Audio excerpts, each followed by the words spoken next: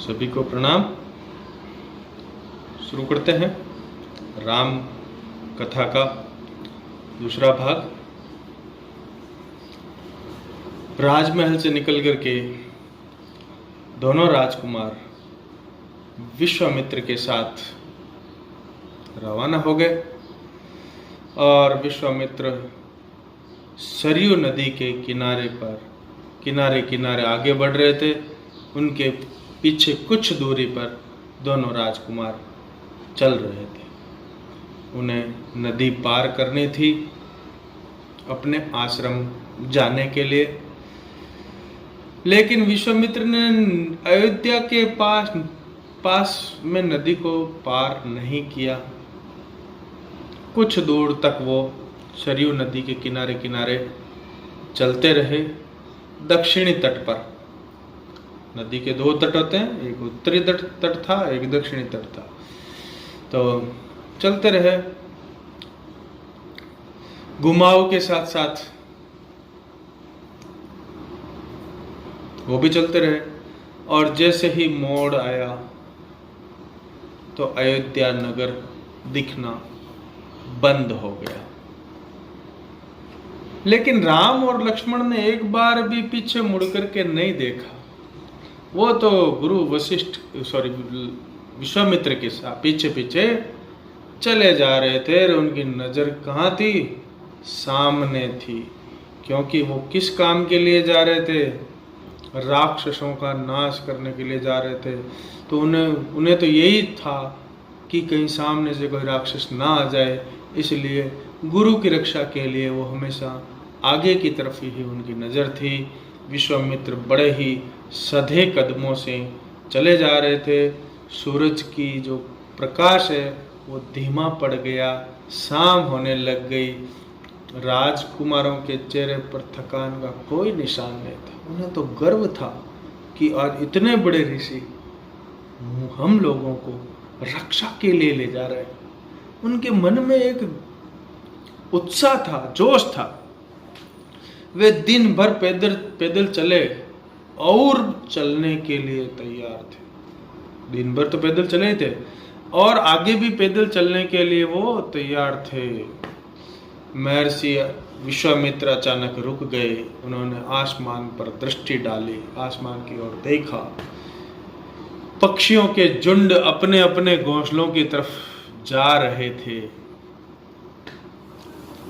आसमान का रंग हल्का लाल लाल हो गया था। गाय, भैंस, भेड़, बकरियों को चराने वाले जो चरवाहे होते हैं वो भी घर की ओर लौट रहे थे। गायों के पैरों से, पशुओं के पैरों से धूल उड़ रही थी। तो विश्वामित्र ने कहा, आज रात हम नदी तट पर ही विश्राम करेंगे। रात को अब नहीं चलेंगे, यहीं आराम करेंगे। विश्वामित्र ने पीछे मुड़ते हुए दोनों राजकुमारों को कहा और हल्के सा मुस्कुराए। राम के निकट आते हुए उन्होंने कहा, मैं तुम दोनों को कुछ विद्याएं सिखाना चाहता हूँ। इन्हें सीखने के बाद कोई भी तुम पर प्रहार नहीं कर सकेगा, हमला नहीं कर सकेगा, आक्रमण नहीं कर सकेगा। उस समय भी नहीं जब तुम नींद में हो। जब तुम सोते रहोगे तो भी आप पर कोई हमला नहीं कर सकता। राम और लक्ष्मण नदी में हमो हाथ धोकर लौटे। महर्षि के निकट आकर के बैठ गए, पास में आकर के बैठ गए। विश्वामित्र ने दोनों भाइयों को बला अति बला नाम की विद्याएं सिखाई। रात में वे लोग वहीं सोए। तिनकों और पत्तों का बिस्तर बिछाया बनाया। नींद आने तक महर्षि उनसे बातें करते रहे। सुबह हुई, यात्रा फिर शुरू हुई और सरयू नदी के किनारे किनारे वो लोग आगे बढ़ रहे थे। चलते चलते वे एक ऐसी जगह पहुंचे जहां दो नदियां आपस में मिलती थी। उस संगम की दूसरी नदी गंगा थी। वो किसके किनारे चल रहे थे? सरयू नदी के किनारे चल रहे थे। और दूसरी नदी आकर के कौन सी मिली थी? गंगा मिली थी। तो जब दो नदियां आपस में मिलती है, तीन नदियां आपस में मिलती है, चार नदियां आपस में मिलती है, तो उसको क्या कहते हैं? संगम कहते हैं। महर्षि अब भी आगे चल रहे थे। राम लक्ष्मण अब दूरी बनाकर नहीं चलते थे, महर्षि के ठीक पीछे थे, ताकि उनकी बातें ध्यान से सुन सके। इसलिए बिल्कुल सटे हुए, बिल्कुल पास पास में चल रहे थे। महर्षि ने रास्ते में आने वाले आश्रमों के बारे में बताया, वहाँ के लोगों के बारे में बताया, पेड़ों के बारे में, वनस्पतियों के संबंध में, और स्थानीय इतिहास उसमें शामिल होता था। पूरे इतिहास की भी जानकारी उनको दी गई, पेड़ पौधों की जानकारी भी उनको दी गई। आगे की यात्रा कठिन थी, जंगलों से होकर के जाना था, उससे पहले उन्हें नदी पार करनी थी। रात में ऐसा करना महर्षि विश्वामित्र को उचित नहीं लगा था, इसलिए उन्होंने सुबह का इंतजार किया। तीनों लोग वहीं रुक गए, संगम पर बने एक आश्रम में। अगली सुबह उन्होंने नाव से गंगा पार की। नदी पार जंगल था, घना जंगल, भयंकर, दुर्गम, जिसमें जाना बहुत कठिन हो, उसे क्या कहते हैं? दुर्गम। सूरज की किरणें धरती तक नहीं पहुंचती थी, इतने पेड़ पौधे थे आपस में मिले हुए कि पेड़ तक, जमीन तक, पृथ्वी, सूर्य का प्रकाश पृथ्वी पर नहीं पहुंच पा रहा था। वह डरावना भी था, जंगल तो था, साथ में डरावना भी था। हर ओर से झिंगुरों की आवाज आ रही थी, जानवरों की दहाड़ सुनाई पड़ रही थी, कर्कश ध्वनियां सुनाई पड़ रही। कर्कश मतलब जिनको सुनने से कानों को अच्छा नहीं लगता। राम और लक्ष्मण को आश्वस्त करते हुए महर्षि ने कहा, उनको आश्वस्त किया, निश्चिंत किया, ये जानवर और वनस्पति जो है जंगल की शोभा है। जंगल इन जानवरों से और पेड़ पौधों से, लताओं से सुंदर लगता है, इनसे कोई डर नहीं है, इनसे डरने की कोई जरूरत नहीं है। असली खतरा राक्षसी ताड़का से है, वह यहीं रहती है, तुम्हें वह खतरा हमेशा के लिए दूर करना है। तो भैया ऐसा हुआ। चले जात मुनि दीनी दिखाई, सुनी ताड़का क्रोध कर दाई। एक ही बान प्राण हरि लीना, दीन जानी तेहि निज पद दीना। जैसे ही ताड़का ने दोनों सुंदर राजकुमारों को देखा जंगल में आते हुए, वह दौड़ती हुई आई और अचानक उन पर आक्रमण कर दिया। ठीक है ना? लोग उस ताड़का से इतना डरते थे कि कोई भी उस जंगल में आता जाता नहीं था। इसलिए उस जंगल का नाम ताड़का वन पड़ गया था। वह जंगल बहुत सुंदर था, लेकिन उसका नाम ताड़का के कारण ताड़का वन पड़ गया था। और जैसे ही ताड़का ने राम पर, दोनों राजकुमारों पर और ऋषि पर आक्रमण किया, तो राम ने महर्षि की आज्ञा मांग करके, आज्ञा प्राप्त करके, और धनुष पर प्रत्यंचा चढ़ाई। प्रत्यंचा तो सब जानते होंगे, धनुष की डोरी जिसको एक सिरे से दूसरे सिरे पर बांधते हैं, वो प्रत्यंचा कहलाती है। और उस पर एक बार खींचकर और छोड़ा तो उसकी आवाज हुई भयंकर, इतना ताड़का को क्रोधित करने के लिए बहुत था। जैसे ही उस धनुष की प्रत्यंचा की टंकार सुनाई दी, आवाज सुनाई दी, ताड़का और गुस्सा हुई। टंकार सुनते ही क्रोध से बिलबिलाई ताड़का गरजती हुई राम की ओर दौड़ी। दो बालकों को देखकर उसका क्रोध और भड़क उठा। जंगल में जैसे तूफान आ गया। विशालकाय पेड़ कांप उठे, पत्ते टूटकर इधर उधर गिरने लगे, धूल का घना बादल छा गया, आंधी आ गई, कुछ भी दिखाई नहीं पड़ रहा था। फिर ताड़का ने पत्थर बरसाने शुरू कर दिए।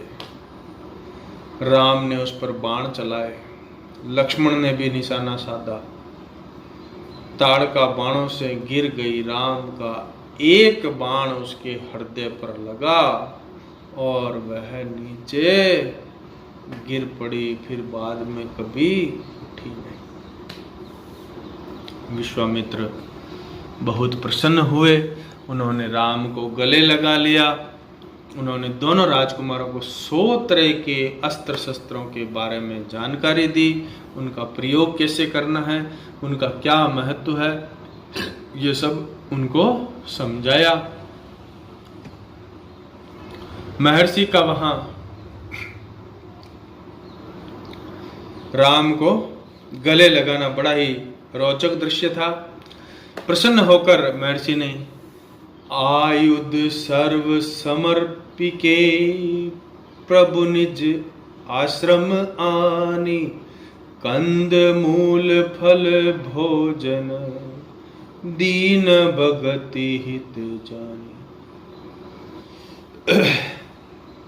रात हो गई थी। विश्वामित्र ने अगले दिन दूरी तय करने का निर्णय लिया। ताड़का मर चुकी थी, उसका भय नहीं था। तीनों ने रात वहीं बिताई, ताड़का वन में, जो अब पूरी तरह से भय मुक्त था। जंगल में वहीं वो कंदमूल फल खाए। सुबह जंगल बदला हुआ था, अब वह ताड़का वन नहीं था, क्योंकि ताड़का नहीं थी। भयानक आवाजें गायब हो चुकी थी, पत्तों से गुजरती हवा थी, उसकी सरसराहट का संगीत था, चिड़ियों की चहचहाट थी, शांति थी। तस्वीर बदल गई थी। सिद्ध आश्रम का अंतिम पड़ाव था। महर्षि का आश्रम आ गया था। छोटा सा रास्ता था, मनोहारी भी था, बहुत सुंदर रास्ता था। प्राकृतिक सौंदर्य का आनंद लेते हुए तीनों लोग जल्दी आश्रम पहुंच गए और आश्रम वासियों ने उनकी अगवानी की, स्वागत किया, सत्कार किया, अभिनंदन किया। उनकी प्रशंसा दुगुनी हो गई। महर्षि विश्वामित्र के आश्रम लौटने की खुशी, राम लक्ष्मण के आगमन का सुख, इसलिए उन आश्रम में रहने वाले ऋषियों की, तपस्वियों की, बाल ब्रह्मचारियों की खुशी डबल हो गई। एक तो विश्वामित्र वापस आ गए थे और साथ में 2 राजकुमारों को रक्षा के लिए लेकर के आए थे। विश्वामित्र आते ही अपने यज्ञ की तैयारियों में लग गए। आश्रम की रक्षा की जिम्मेदारी राम और लक्ष्मण को सौंप करके मस्त हो गए। राम ने विश्वामित्र को कहा, प्रात कहा मुनि सन रघुराई, निर्भय यज्ञ करहु तुम जाई, होम करन लागे मुनि जारी, आप रहे मख की रखवारी। सुबह हुआ। राम ने विश्वामित्र को जाकर कहा कि आप यज्ञ की तैयारी करो और मैं आपके यज्ञ की रक्षा के लिए तैयार हूं। दोनों राजकुमारों ने धनुष बाण हाथ में ले लिए, तरकस पीठ पर बांध लिया, कमर पे तलवार लटका ले और 5 दिन तक यज्ञ की रक्षा के लिए खड़े हो गए। और दोनों राजकुमारों ने यज्ञ पूरा नहीं होने तक न सोने का निर्णय लिया था। सोना ही नहीं है 5 दिन तक। जब तक ऋषि का यज्ञ पूरा नहीं होता है तब तक सोना नहीं है। अनुष्ठान का अंतिम दिन था, 5वां दिन था यज्ञ का, और अचानक भयानक आवाजों से आसमान भर गया। सुबह और मारीच ने राक्षसों के दल बल के साथ आश्रम पर धावा बोल दिया। खूब सारे राक्षसों को लेकर के और आश्रम पर हमला बोल दिया। मारीच क्रोधित था यज्ञ के अलावा भी इस बात से कि राम लक्ष्मण ने उनकी मां ताड़का को मार दिया था। सुनि मारीच निशाचर कोही, लई सहाय दावा मुनि द्रोही। बिनु पर बान राम तेहि मारा, सत जो जन गा सागर पार। जैसे ही सुबाहु और मारीच ने राक्षसों की सेना लेकर के आश्रम पर आक्रमण किया, तो राम ने बिना फर का बाण चलाया और बाण लगते ही मारीच दूर जाकर के समुद्र के किनारे गिरा, बेहोश हो गया। और जब होश आया तो उठ करके लंका की ओर भाग गया। ठीक है। राम का दूसरा बाण सुबाहु को लगा, उसके प्राण वहीं निकल गए। सुबाहु के मरने पर राक्षस सेना में भगदड़ मच गई और सब लोग जो राक्षस थे वो चीखते चिल्लाते हुए इधर उधर भाग गए। कुछ लक्ष्मण के बाणों का शिकार हुए, अन्य जान बचा करके भाग खड़े हुए।